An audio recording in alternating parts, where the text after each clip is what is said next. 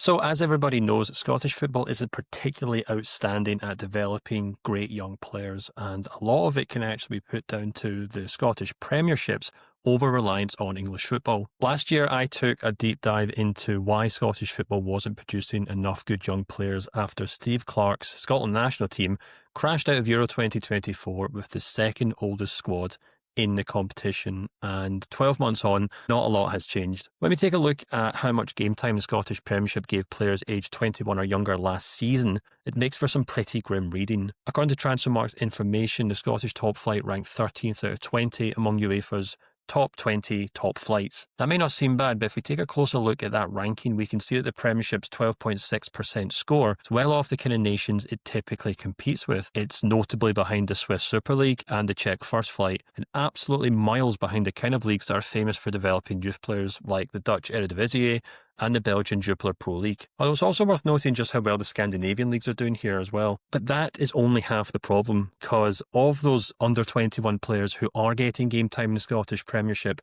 a huge chunk of them are actually players who are on loan from English clubs. As we can see in this graph, Premiership clubs have grown accustomed to hoovering up young players on loan from English clubs to fill the holes in their teams.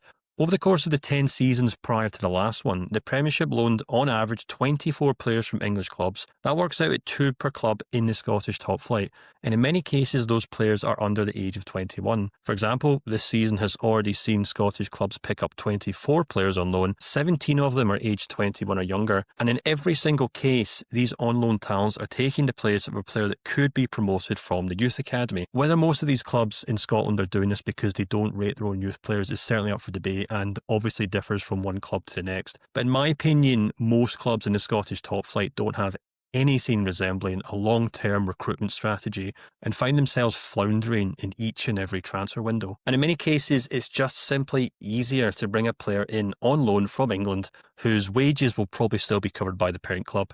We see it at smaller clubs like Falkirk, but we also see it at bigger clubs like Celtic and Rangers. It's an easy fix, and in many cases, it's entirely understandable. Clubs have their own prerogative, and we all know that the Premiership, being a smaller league than it is, certainly doesn't have many mid-table spots that allow clubs to take a breather and plan for the future. But in the long term, over the course of an entire league, is having a huge impact on the development of young players in Scotland, and it might prove to be something that really limits how good our national team can be in the future.